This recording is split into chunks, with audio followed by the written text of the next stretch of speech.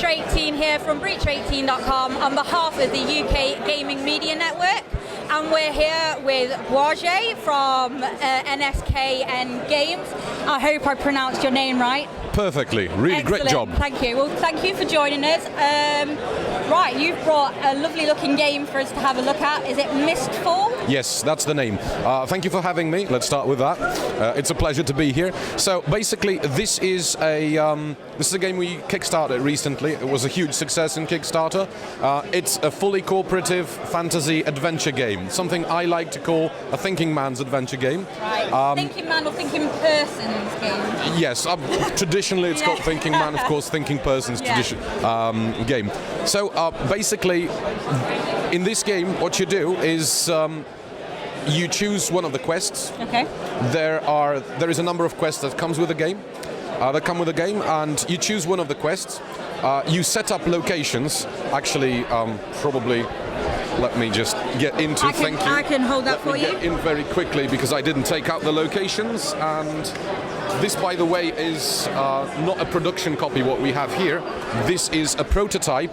All of the artwork and the graphic design is final. Although, as you can probably see, this is not what the final game will look like in terms of print quality.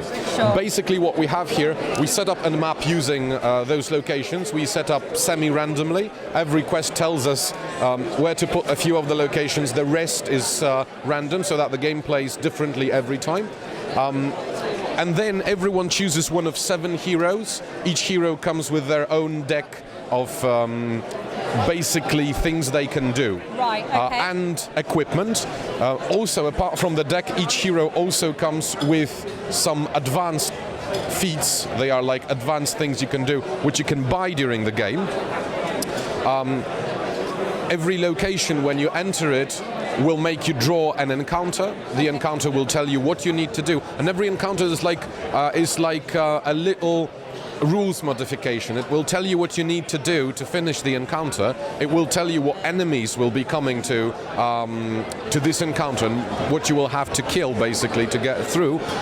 We'll introduce some special rules and so on. So basically, every time you play, you can be in the same location, but you will have a different encounter, you will have different enemies. This is random. What is not random is what you can do with your cards.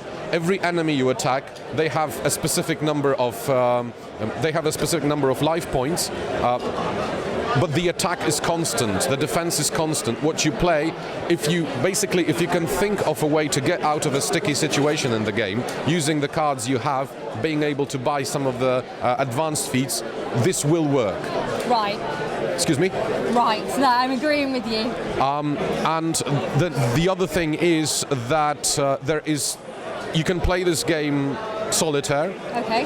And you can play it with a single character. You don't need to play 2 hands. It was designed in such a way that it scales to any number of players. We recommend 1 to 4. Right. This is how the game was tested, but since we have 7 heroes, if you really want to, you can play with 5 players, for example. That sounds good, because scalability sometimes can be an issue with these games.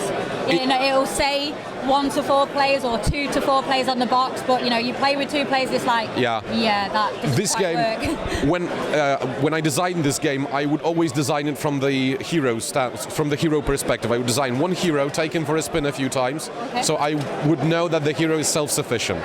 Then I would play with my wife, so we would have 2-player tests.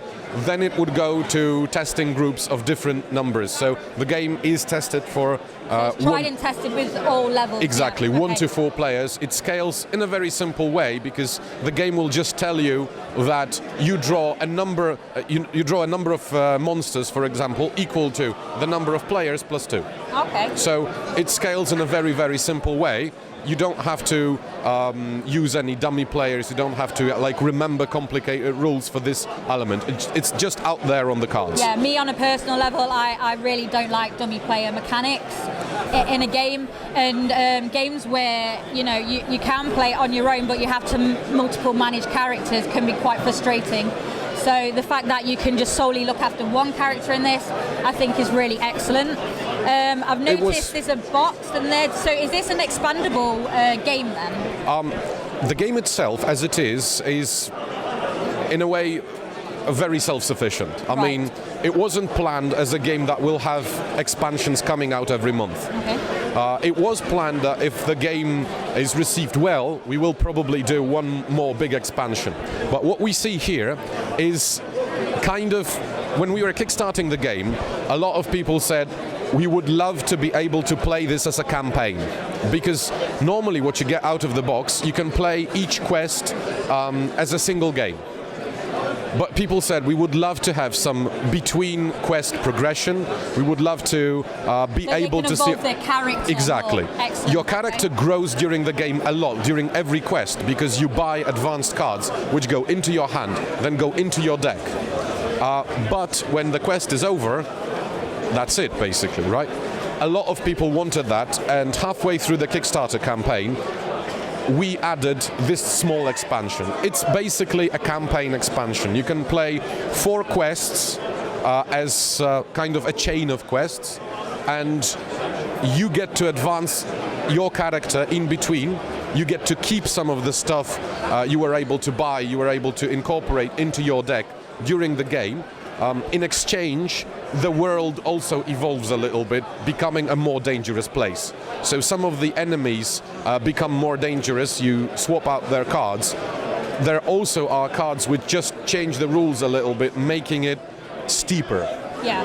So this is quite immersive in the sense that as well as your character progressing and sort of like leveling up and maturing, so the world is getting more dangerous around yes. them. You also have influence on that, because you can, if you find a specific rules change very annoying, you can take some time during the quest to get rid of this specific change. Right. However, every quest is played against the clock.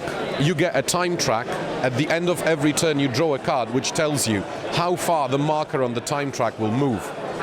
And when you get to the end of the time track, the party loses. All players lose.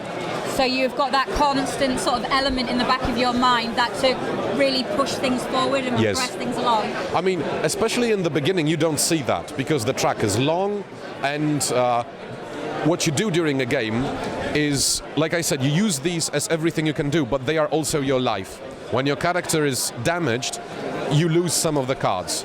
They go into your burial pile. Okay. However, the cards that are in the discard pile, you don't reshuffle them. You have to heal in order to put them back Bring those under your cards deck. back.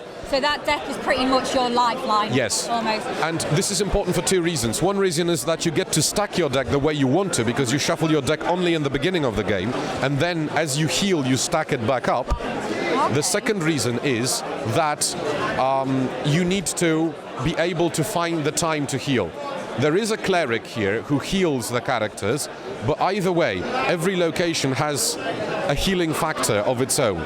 So after an encounter, when you finish the encounter, the location becomes safe, you get to heal a little bit, so you get some of the cards back, but you can also stay in that location for a whole turn to heal more. So when you start the game and the track is long, the players usually go about it like, okay, so we can stay here for a turn, we'll heal a little more, maybe another turn, but then like 3 or 4 turns later, it's like, oh damn it, we need to go, we need to go now. That sounds great. I mean, the mechanic of that, where your deck is your lifeline, and you can introduce cards back into the deck, therefore making that life longevity increase, but you can manipulate the deck in terms of where you put them back. Yeah. I really like that element. The game looks fantastic. Obviously these aren't the final components, but the artwork looks really great. The artwork is kind of final. This is what we're going with. Yeah. The component quality is not, because this is a homemade prototype. Sure, but it looks really great. And when so this has been kickstarted. Yes. And in terms of getting this out to backers and then out to, is it backers and then general retail, or is it just backers and then general retail? Right, okay. And we do that with every game. I mean, it will never happen that general retail will get before the backers with us. Never. Because otherwise, that kind of gets the backup of Kickstarter backers, really, because it's like, well, why should I back this if it's going to go to retail anyway? In our case, there are a couple of reasons. There is what you see here, this is not all of the components, but this is the prototype of the retail version of the game. Okay. The Kickstarted version has some limited components. Limited components are stuff that Kickstarter backers get with their game. For being Kickstarted. Exactly.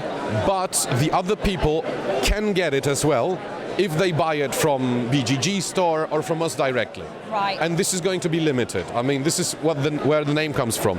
We don't want to make people who, for example, missed the Kickstarter feel that they will never get those things, but you will have to kind of put a little effort in getting that. Whereas, if you're a Kickstarter backer, you will get the game first, and you will get it with all the limited components. So basically, if you want the shinies, you have to go to specific places to get them, but they are available. Yes, is what exactly. Which is good. Now, so, I mean, the game looks fantastic. So when is it going out to Kickstarters? It's going out to Kickstarters in September. Okay. Shortly after that, it's going into retail. Everything, now this is going to sound very strange. Everything is on time. We are now producing the game, and we will be on time with it, just like we were on time with our previous project, just like we will be on time with Exodus. This is how we roll.